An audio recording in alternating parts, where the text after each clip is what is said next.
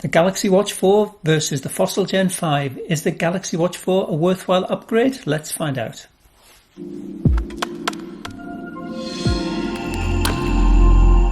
Here I have the 44mm Galaxy Watch 4.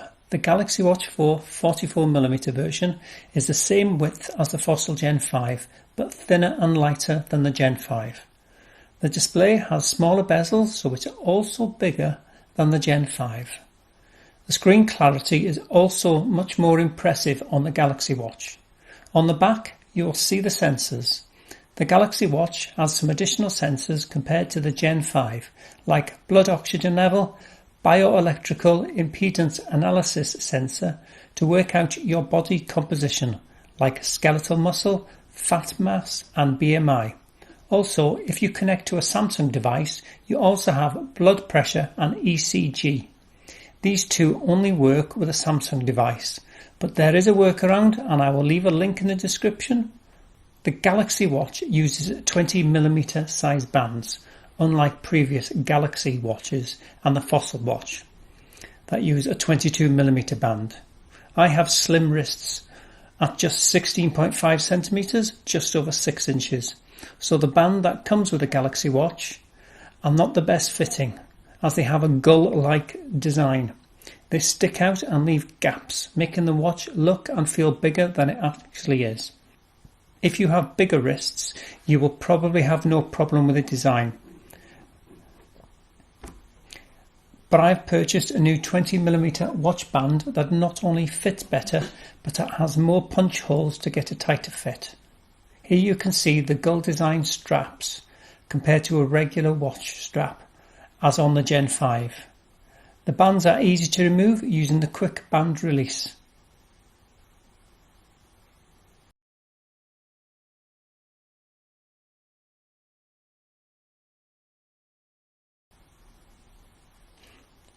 As you can see on my wrists, the new band fits better than the included Galaxy Watch band gull design.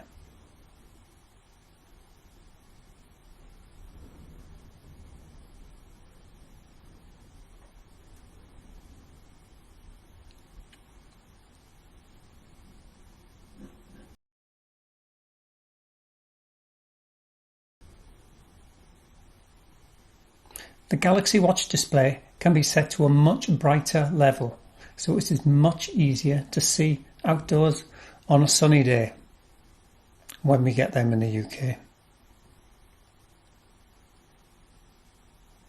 Both the Samsung and Fossil watches have a large selection of pre-installed watch faces, but with both being Wear OS, there are thousands that can be downloaded and customized from the Play Store. The Galaxy Watch is running Android Wear 3 with a Samsung Tizen skin on top. Here you can see the differences in the menus designs. There are some differences between the watches for screen swipes. On the Fossil, to see notifications, you swipe up from the bottom. On the Galaxy Watch, you swipe from the left. For the apps on the Galaxy Watch, swipe up from the bottom, and on the Fossil, press the crown button. On both, you swipe from the right to access the tiles.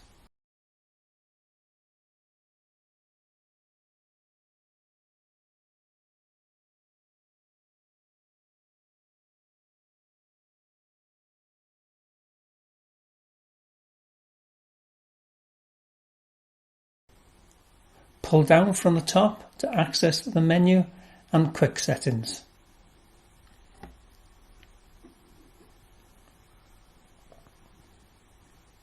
Some differences are the way automatic do not disturb and bedtime mode work. On the Gen 5 under battery, then custom, you can customize the Bluetooth schedule so that in the evening you can disable Bluetooth so you are not disturbed. On the Samsung Watch, only if you are connected to a Samsung device, you can set Do Not Disturb, which syncs between your devices. But as I am using a Pixel 5, that feature is not available. But on the Samsung Watch, under Advanced Features, you have bedtime mode, When enabled or scheduled, the Always On display will be disabled and Do Not Disturb will be activated. Both watches have power saving modes that will automatically activate once the battery is at a low level. On both watches, notifications are quick. And with a recent firmware update to the Galaxy Watch, Gmail notifications also now vibrate and with notification sound. But on the Galaxy Watch, you have a few options on how the notifications are displayed, either with just a notification dot on the left side of the watch face,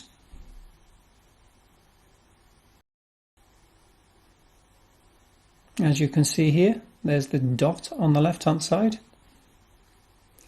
or to automatically show your notifications on the watch when they are received.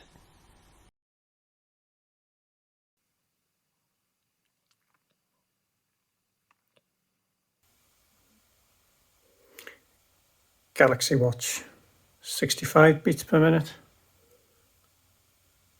pulsometer 66, fossil gen 68.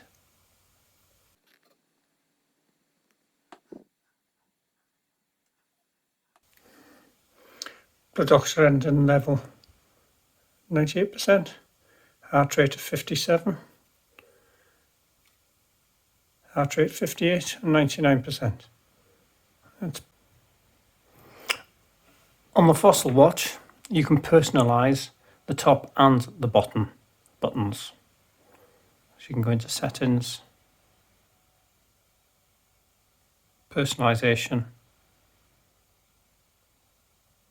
customise hardware buttons, and you can do the top and the bottom button.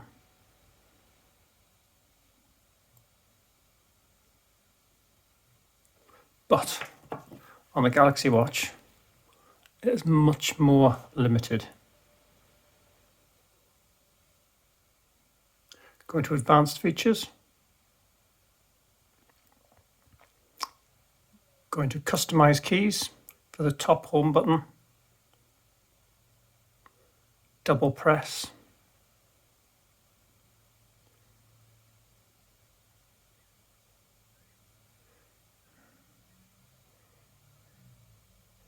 you can choose quite a few apps.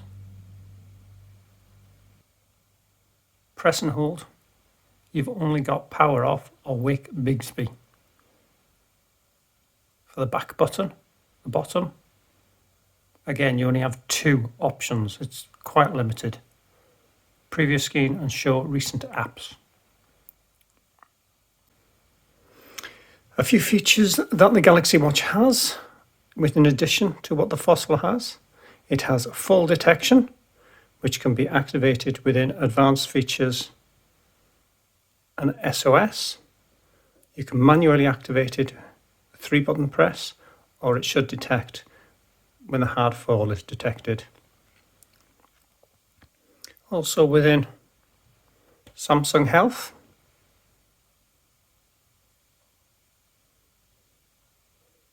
you also, as well as having the heart rate, you have stress level, you have blood oxygen level, and you have body composition.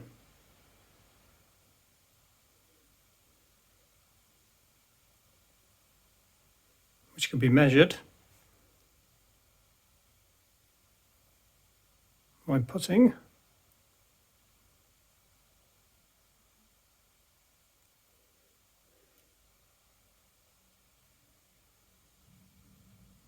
you can also manually enter your food, water, and the woman's cycle. Few things to note. If you do not have a Samsung phone, which I don't, a few things won't work. blood pressure and the ECG will only work if the watch is connected to a Samsung device. Also, do not disturb. If you have a Samsung phone, when that goes into do not disturb, it'll also turn the watch into do not disturb, and vice versa. That option is not available with any other Android phone. Also, it'll only work with an Android phone, not an iPhone.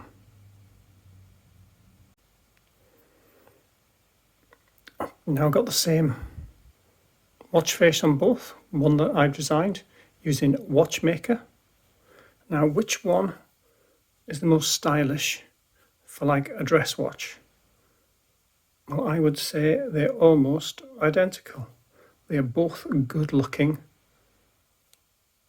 smartwatches, which could get away of looking like a traditional watch, although the Fossil Gen 5 looks slightly more like a traditional watch, as the top and the bottom are slightly edged in, whereas the Samsung are basically flat. So at a very, very small percentage, I would give it to the Fossil watch, but there's absolutely nothing wrong with the Samsung watch. One thing to note, currently, which is apparently coming sometime in the future, if we believe Samsung, is the Samsung Galaxy Watch only comes with Bixby. It does not currently come with Google Assistant, where the Fossil watch does come with Google Assistant. With how smooth the interface are, I now and again get stutters from the Fossil, but overall I would say it's about 90-95%. I have no problem. And so far with the Galaxy Watch, I've had it for about 4 days. I can't think that I've had any stutters. It's very smooth. One thing with the Galaxy Watch 4, because it's now using Wear OS, you've now got access to the Play Store. So you can now download virtually any app you want.